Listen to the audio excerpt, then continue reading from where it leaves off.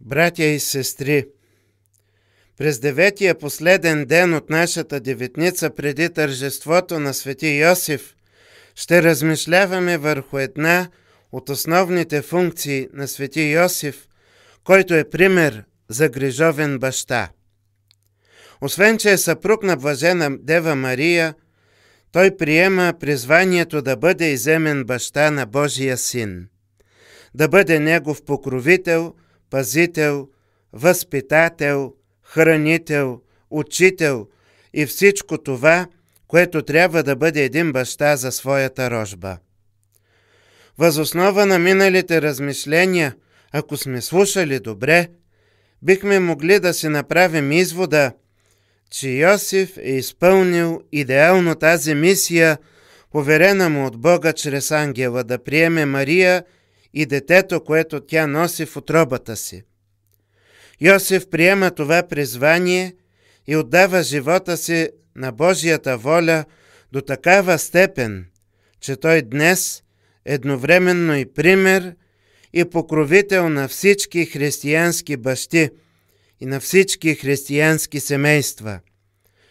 Редом до неговата любов, вярност и справедливост застава и отговорността. Този, който обича, този, който е верен, този, който е справедлив, също е отговорен. Един от най-важните аспекти на бащинството е отговорността. Йосиф научи за своята бащинска отговорност, която трябва да носи за съдбата на Исус директно от Бог, за което чухме и преди в нашите размишления върху Евангелието. Йосиф е сине Давидов, не се страхувай да вземеш Мария за своя жена, защото това, което се е заченало в нея, е от Светия Дух. Понеже той е мъж справедлив, неговата отговорност е еднаква към жената Мария, съпругата му, и към заченатия в нея младенец Исус. Следователно, Йосиф е истинският съпруг на Мария, истинският баща на Исус Христос, негов действен баща.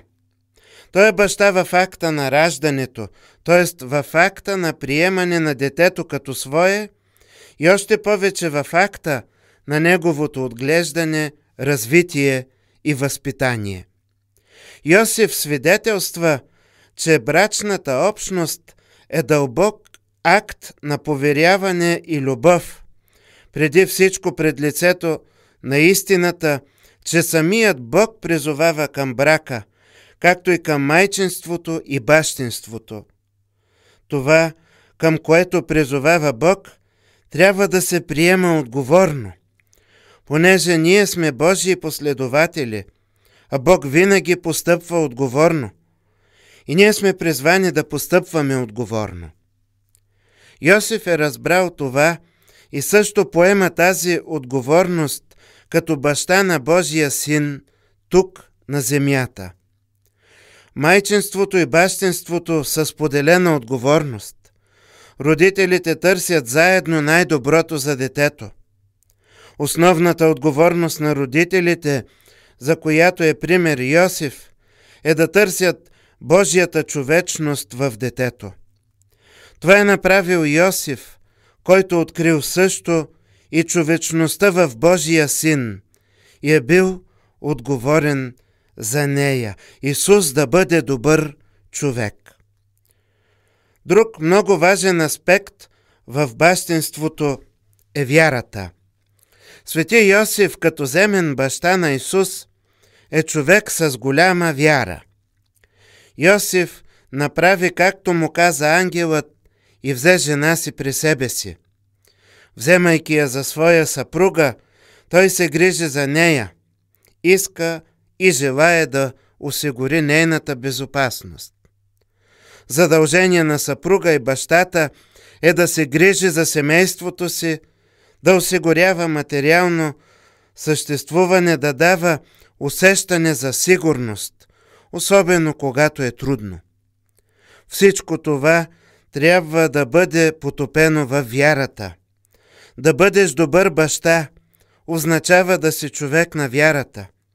Свети Йосиф участва във вярата на Мария, точно както съпругът трябва да участва във вярата на жена си.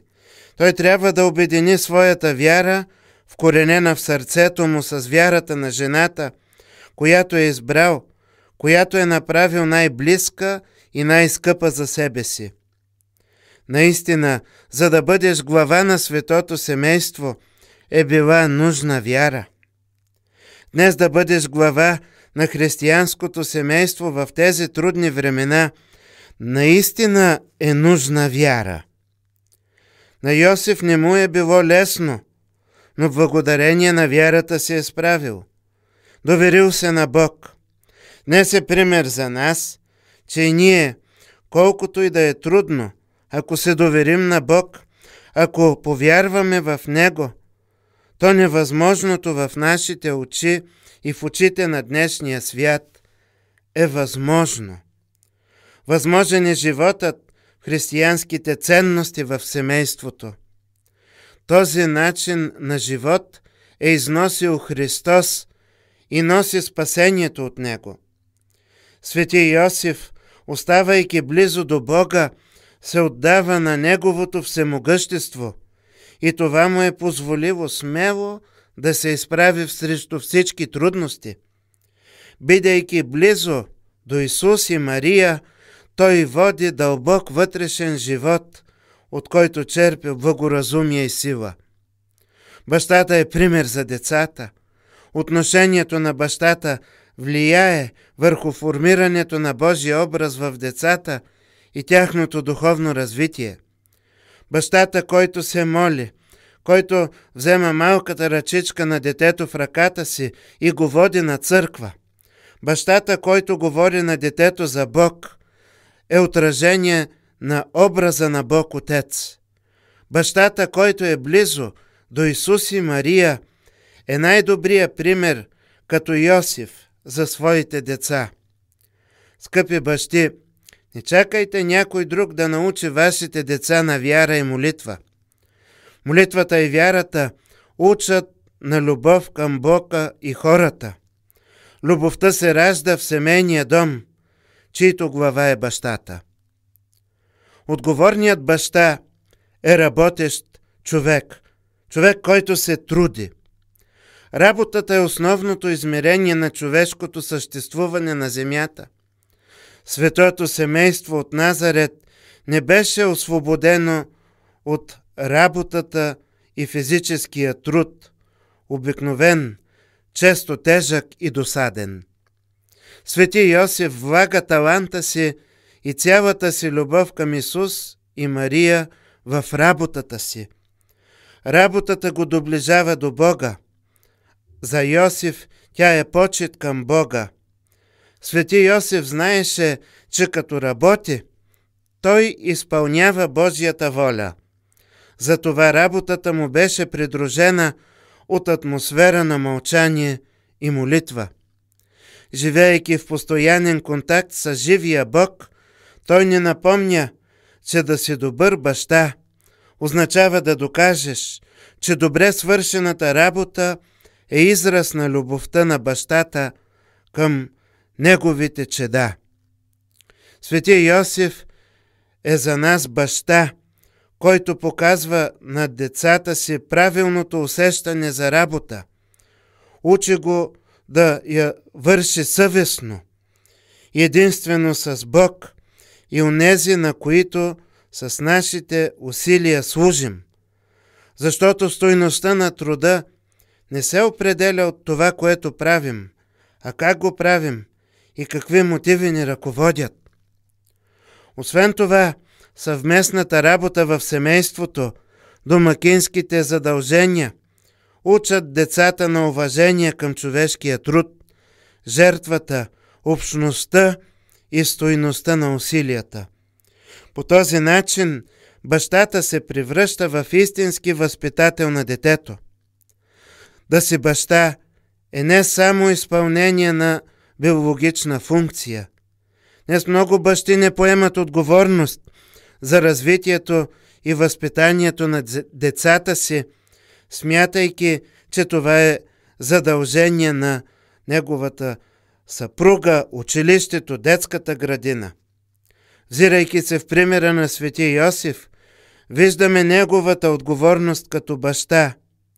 Той кръщава сина си Исус, запознава сина си с професията на дърводелец, прекарва много време с него, като го възпитава и се грижи за него, бидейки добър пример за него. Свети Йосиф е направил цялостен дар от живота си.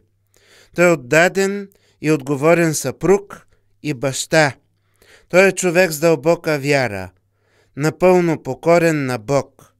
Той е опора за малкия Исус и съпругата си Мария. Той всеотдайно се е грижил за собственото си семейство, както материално, така и духовно. Любовта му се изразява в конкретни действия. Свети Йосиф, изпълнявайки мисията на живота си, призовава съвременните бащи да работят върху себе си, да се научат на отговорно и изпълнено с всеотдайност и любов бащинство. Нека молим свети Йосиф също да бъде наш възпитател и учител, така както е бил за Исус, да ни учи на уважение към Божията воля и търпение в откриването на тези тайни, които още не разбираме, да ни учи как мъжествено да приемаме задълженията, присъщи на един християнин, който трябва да свидетелства за Божието присъствие в нашето всекидневие. Да ни учи мъдро да разбираме и правилно да решаваме, за да можем така както някога като Него да бъдем наречени чеда на справедливостта и отговорността. Амин.